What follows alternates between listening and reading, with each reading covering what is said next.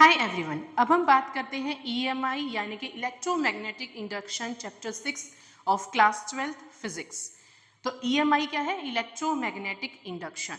इसमें हम magnetic field को चेंज करके ईएमएफ इंड्यूस करवाते हैं। कैसे? तो सबसे पहले ईएमआई के बारे में डिस्कवर करने वाले, बताने वाले जो साइंटिस्ट थे वो थे माइकल फैराडे, जिन्होंने 1831 में In 1831, Michael Faraday tells about electromagnetic induction phenomena. तो EMI होता क्या है?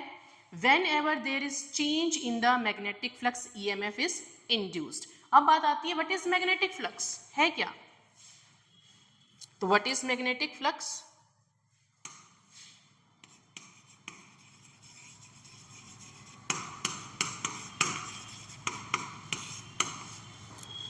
Number of magnetic field lines crossing through a given area normally is called magnetic flux.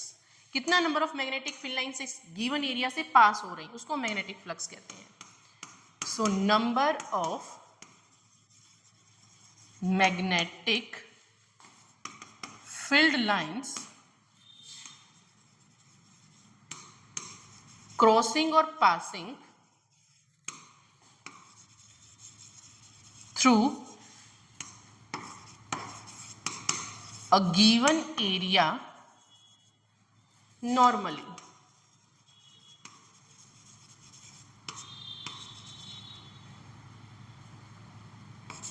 is called magnetic flux.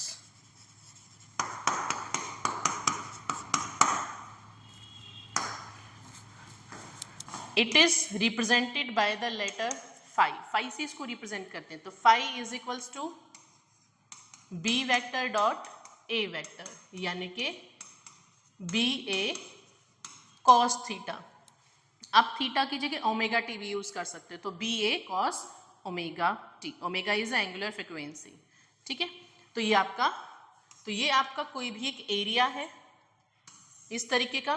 कितनी number of magnetic field lines किस angle पे पास हो रही है? एरिया वेक्टर के साथ, क्या ये आपका एरिया वेक्टर हो गया, ठीक है। इसके साथ मैग्नेटिक फील्ड लाइंस कितना एंगल बना रही है, ठीक है, कॉस एंगल। तो उसके अकॉर्डिंग हम फ्लक्स फाइंड करते हैं, राइट। तो दिस इज मैग्नेटिक फ्लक्स। अब फ्लक्स आपका पॉजिटिव भी हो सकता है, नेगेटिव भी हो सकता है, जीरो भी हो सकता है। Flux may be positive, may be negative और may be zero. Flux is a scalar quantity, ध्यान रखना, ठीक है। फ्लक्स एक स्केलर क्वांटिटी है क्योंकि डॉट प्रोडक्ट है मैग्नेटिक फील्ड वेक्टर और एरिया वेक्टर का, और उनके बीच में कॉस एंगल आता है, कॉस थीटा। तो स्केलर क्वांटिटी है, डॉट प्रोडक्ट है, इसलिए इसकी एसआई यूनिट क्या होगी? वेबर। फ्लक्स की एसआई यूनिट क्या होती है? वेबर होती है। अब ये जो फ्लक्स है वो पॉजिटिव भी हो सकता है, नेगेटिव भी हो सकता है और जीरो भी हो सकता है। पॉजिटिव कब होगा? जब बी वेक्टर और ए वेक्टर के बीच में जो एंगल है वो एक्यूट होगा, यानी कि हम 0 डिग्री ले सकते हैं। तो थीटा 0 डिग्री होगा, कॉस 0 डिग्री पे 1 होता है, मैक्सिमम होता है, इसलिए आपका फ्लक्स पॉजिटिव होगा। यानी कि जब आपके एरिया वेक्टर के साथ थीटा 0 डिग्री बन रहा होगा तब, यानी कि नॉर्मली जब एंटर करेगा तो फ्लक्स पॉजिटिव होगा। नेगेटिव कब होगा? जब आपका थीटा एंटी पैरेलल होगा, 180 डिग्री होगा। कॉस 180 पे क्या होता है? -1 होता है। जीरो कब होगा? जब 90 डिग्री पे फ्लक्स एंटर करेगा, ठीक है। तो कॉस 90 जीरो होता है। तो इस तरीके से हम फ्लक्स को कह सकते हैं पॉजिटिव, नेगेटिव और जीरो। देन ये था हमारा मैग्नेटिक फ्लक्स। उसके बाद बात करते हैं हम ईएमआई की। ईएमआई क्या है?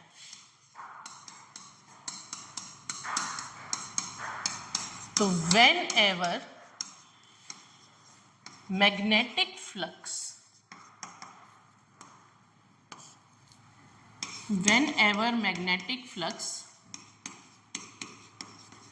linked with a coil changes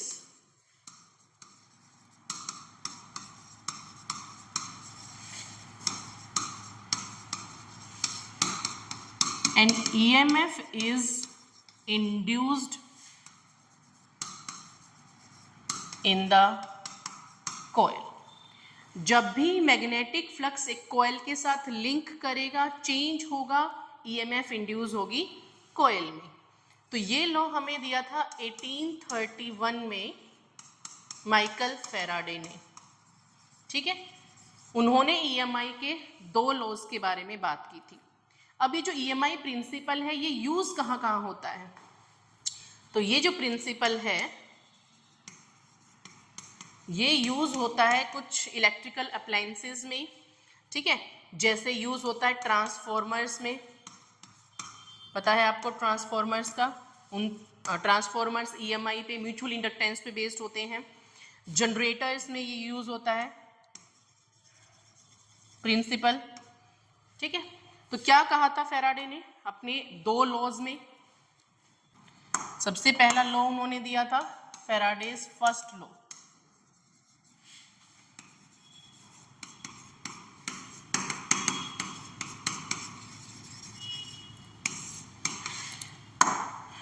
इसमें उन्होंने कहा था, जो EMI का जो स्टेटमेंट है वही, कि whenever there is change in the magnetic flux and EMF is induced in the coil. अब आपने फ्लक्स देखा, फ्लक्स क्या था आप लोग का? B vector dot A vector, यानी कि BA cos थीटा। EMI क्या कहती है कि जब भी फ्लक्स चेंज होगा EMF इंड्यूस होगी। अब देखो फ्लक्स कैसे चेंज हो सकता है? या तो मैग्नेटिक फील्ड चेंज हो कंटिन्यूसली, या जीरो से कुछ ना कुछ वैल्यू आ गई तो भी देखो चेंज हो रहा है। तो फ्लक्स किस किस तरीके से चेंज हो सकता है? फ्लक्स या तो चेंज हो सकता है मैग्नेटिक फील्ड चेंज हो, ठीक है, या फिर एरिया चेंज हो, एरिया में चेंज आए। थर्ड, ओरिएंटेशन, यानी कि आपका थीटा वेरी करे, थीटा या फिर कर ले हम ओमेगा टी क्या करे, वेरी करे, चेंज हो। तो अगर ये चीजें चेंज होंगी, या तो मैग्नेटिक फील्ड चेंज हो, या एरिया चेंज हो, या आपका ओरिएंटेशन चेंज हो, तो मैग्नेटिक फ्लक्स चेंज होगा। जब भी मैग्नेटिक फ्लक्स चेंज होगा, कॉइल के साथ लिंक करेगा, कॉइल में EMF इंड्यूस होगी। यही फैराडे लॉज थे। तो फर्स्ट लॉ में इन्होंने यही कहा है कि whenever there is change in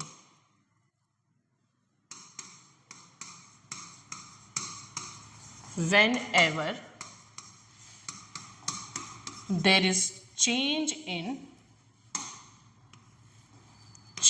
in magnetic flux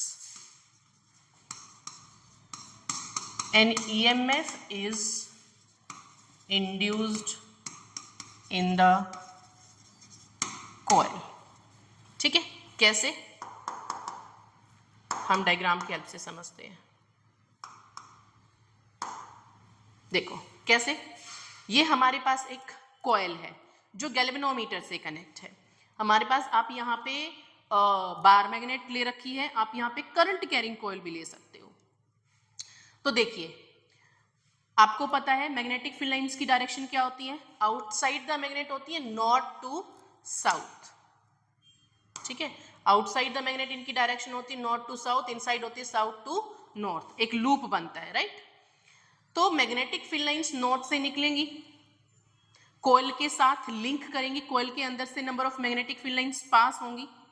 अब आप क्या करोगे? रिलेटिव मोशन, फैराडे ने क्या किया, कॉइल का और बार मैग्नेट का रिलेटिव मोशन करवाया, यानी कि एक बार मैग्नेट को पास लेकर आए, एक बार दूर लेकर गए। अब इस चीज से क्या होगा, जब मैग्नेट को पास लेकर आया जा रहा है तो देखो ज्यादा number of magnetic field lines pass हो रही हैं कॉइल से। अब number of magnetic field lines pass होना कॉइल से या किसी एरिया वेक्टर से, वो क्या कहलाता है? फ्लक्स। तो जब आप कॉइल को पास लेकर आते हैं, वेलोसिटी इधर की तरफ है, कॉइल की तरफ है, तो फ्लक्स बढ़ता है, ठीक है। फ्लक्स क्या होगा? इंक्रीज होगा। तो फ्लक्स इंक्रीज होगा, फिर आप पीछे लेकर जा रहे हो, फ्लक्स डिक्रीज होगा। फिर इस तरीके से आप मोशन करवा रहे हो बार मैग्नेट का, तो एक बार फ्लक्स इंक्रीज हो रहा है, एक बार फ्लक्स आपका डिक्रीज हो रहा है। तो देखो फ्लक्स चेंज हो रहा है, फ्लक्स चेंज हो रहा है, एक बार number of magnetic field line ज्यादा लिंक कर रही है कॉइल के साथ, एक बार कम कर रही है, तो फ्लक्स चेंज हो रहा है। तो फ्लक्स के चेंज होने की वजह से यहाँ पे ईएमएफ इंड्यूस होगी इस कॉइल में, ईएमएफ इंड्यूस होगी इस कॉइल में। तो ये एक्सपेरिमेंट्स, 3 एक्सपेरिमेंट्स किए थे फेराडे ने। एक बार इन्होंने बार मैग्नेट का मोशन करवाया था, यानी कि there is relative motion between the coil and bar magnet. उस रिलेटिव मोशन की वजह से यहाँ पे जो गैल्वेनोमीटर लगा है इसकी नीडल डिफ्लेक्ट हो रही थी। जैसे ही मैग्नेट पास आ रही थी, नीडल एक साइड जा रही थी, जैसे ही मैग्नेट दूर जा रही थी, नीडल उस तरफ डिफ्लेक्ट हो रही थी। तो इस एक्सपेरिमेंट से फेराडे ने बताया कि जब भी रिलेटिव मोशन होता है एक कॉइल और बार मैग्नेट के बीच में, मैग्नेटिक फ्लक्स चेंज होता है, उस मैग्नेटिक फ्लक्स के चेंज होने की वजह से कॉइल में ईएमएफ इंड्यूस होती है, करंट इंड्यूस होता है, जिसको गैल्वेनोमीटर ने डिटेक्ट किया था। ठीक है, तो एक एक्सपेरिमेंट में तो फेराडे ने बार मैग्नेट ली थी। दूसरे में क्या किया था, दूसरे में उन्होंने यहाँ पे कॉइल ली, ठीक है, इस तरीके से उसको यहाँ पे गैल्वेनोमीटर से कनेक्ट किया था, और यहाँ पे क्या ली थी, एक और कॉइल ली थी जिसको बैटरी से कनेक्ट कर दिया था और एक की लगा दी थी। ठीक है, यहाँ पे की लगा दी थी। अब क्या किया, पहले की ओपन थी, कोई करंट फ्लो नहीं कर रहा था, फिर की को क्लोज किया गया, करंट फ्लो होना स्टार्ट हो गया। तो करंट धीरे धीरे, मान लो 5 वोल्ट की बैटरी, तो धीरे धीरे 0 से करंट इंक्रीज होना स्टार्ट हुआ। पहले 0 था, अब 5 हो गया, 5 एम्पियर हो गया है, या 5 वोल्ट वोल्टेज हो गई है, पोटेंशियल हो गई है। तो आपने करंट दिया, उस करंट, अब आपको पता है current carrying conductor produces magnetic field around it, magnetic field होगा तो फ्लक्स भी होगा। तो 0 से कुछ ना कुछ वैल्यू आई करंट की, तो मैग्नेटिक फील्ड की भी 0 से कुछ ना कुछ वैल्यू होगी। यहाँ पे मैग्नेटिक फील्ड चेंज होगा, ठीक है, पहले कम था फिर ज्यादा हुआ मैग्नेटिक फील्ड, तो मैग्नेटिक फील्ड अगर चेंज हो रहा है तो फ्लक्स भी चेंज होगा, फ्लक्स चेंज होगा तो यहाँ पे ईएमएफ इंड्यूस होगी। पहले कोई भी मैग्नेटिक फील्ड लाइंस पास नहीं हो रही थी, फिर जैसे की क्लोज की मैग्नेटिक फील्ड लाइंस पास होना शुरू हो गई, तो देखो फ्लक्स 0 से कुछ ना कुछ चेंज हो रहा है, तो ईएमएफ इंड्यूस होगी। तो बार मैग्नेट और कोयल के रिलेटिव मोशन से ईएमएफ इंड्यूस हुई, करंट कैरिंग कोयल से करंट चेंज कराने से ईएमएफ इंड्यूस हुई, ठीक है। और फिर फेराडे ने ये भी देखा था कि अगर दोनों के बीच में कोई रिलेटिव मोशन ना हो, ना इसको मूव करो ना इसको मूव करो, तो गैल्वेनोमीटर ने कोई डिफ्लेक्शन शो नहीं करी थी। अगर दोनों का रिलेटिव मोशन, रिलेटिव वेलोसिटी 0 होती है तो no EMF is induced in the coil. अगर फास्टली रिलेटिव मोशन होता है तो जल्दी और ज्यादा ईएमएफ इंड्यूस होती है, और अगर कम स्लोली मोशन होता है दोनों के बीच में रिलेटिव मोशन, तो लेस ईएमएफ इंड्यूस होती है, कम ईएमएफ इंड्यूस होती है। तो ये सब एक्सपेरिमेंट्स से फेराडे ने लॉज दिए थे। तो पहला लॉ यही कहता है कि जब भी मैग्नेटिक फ्लक्स चेंज होगा, वो मैग्नेटिक फील्ड के चेंज होने से हो, एरिया के चेंज होने से हो, या एंगल ओरिएंटेशन के चेंज होने से हो, ईएमएफ इंड्यूस होगी कॉइल में। सेकेंड लॉ में फेराडे ने क्या कहा था,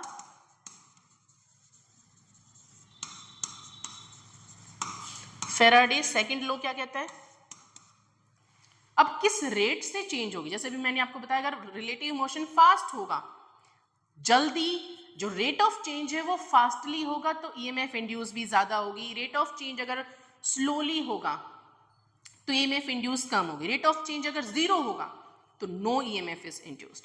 तो इसमें उन्होंने उस रेट के बारे में बात की कि रेट ऑफ चेंज ऑफ जो इंड्यूस्ड ईएमएफ है, तो induced EMF is directly proportional to rate of change of magnetic flux, flux यानी कि डी फाई के direct, d phi by d t के डायरेक्टली प्रोपोर्शनल होगी। तो EMF induce is directly proportional to d phi by d t, ठीक है।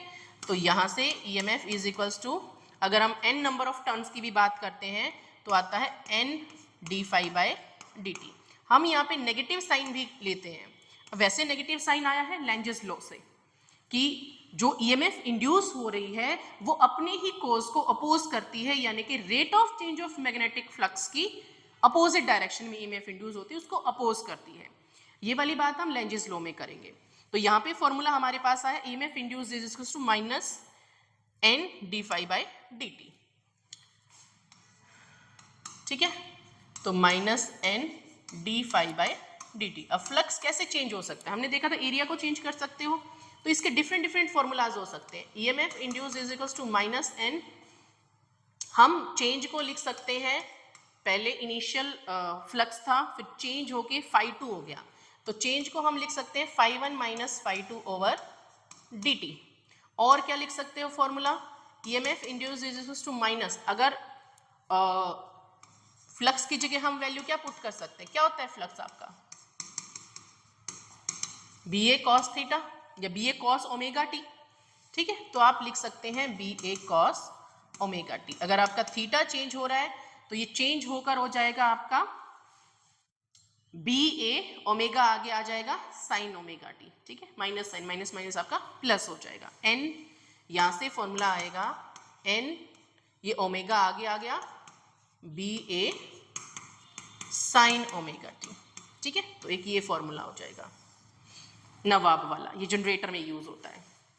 और या तो आपका फ्लक्स चेंज हो, या आपका थीटा चेंज हो, या आपका क्या चेंज हो सकता है, मैग्नेटिक फील्ड चेंज हो सकता है। एरिया कांस्टेंट है, इसको बाहर निकाल लो, आप लिख सकते हो B2 minus B1 bye dt, ठीक है। कितने टाइम में चेंज हो रहा है वो वैल्यू पुट कर सकते हो।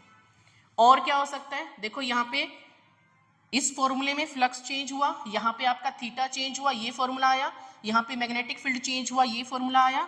और अगर आपका चेंज हो रहा है एरिया, तो लिख सकते हो माइनस एन, बी आपका यूनिफॉर्म है, कांस्टेंट है, बाहर आ जाएगा A2 minus A1 upon dt, ठीक है। तो ये सब फॉर्मूले लिख सकते हैं हम। तो मैग्नेटिक फ्लक्स चेंज होगा, उसके चेंज होने की वजह से with respect to time EMF induced होगी कॉइल में। तो rate of change of magnetic flux कैसे हो रहा है, मैग्नेटिक फील्ड के चेंज की वजह से हो रहा है, या ईएमएफ इंड्यूस, या फिर एरिया की वजह से हो रहा है, एरिया चेंज होने की वजह से, या करंट चेंज होने की वजह से हो रहा है, या थीटा चेंज होने की वजह से हो रहा है, वो आपको देखना पड़ेगा, ठीक है। तो इस तरीके से हम ईएमएफ इंड्यूस्ड फाइंड कर सकते हैं। यहाँ पे आपका एरिया चेंज हो रहा है,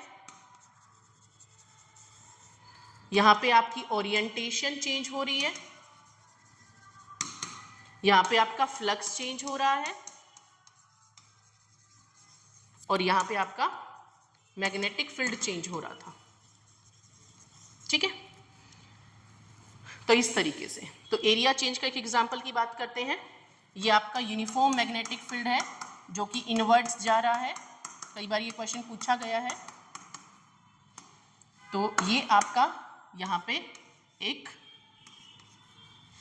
कोई कंडक्टर है, करंट v वेलोसिटी से एंटर कर रहा है। देखो अभी ये बाहर है, ठीक है, किसी मैग्नेटिक फील्ड में एंटर नहीं कर रहा, पर जैसे जैसे ये मैग्नेटिक फील्ड में एंटर करेगा, जीरो से कुछ ना कुछ मैग्नेटिक फील्ड हुआ, ये यूनिफॉर्म मैग्नेटिक फील्ड में एंटर कर रहा था, तो जैसे ही ये एंटर करेगा फ्लक्स चेंज हुआ, है ना, फील्ड चेंज होगा, फ्लक्स चेंज होगा, इसमें ईएमएफ इंड्यूस होगी जो अपोजिट डायरेक्शन में होगी।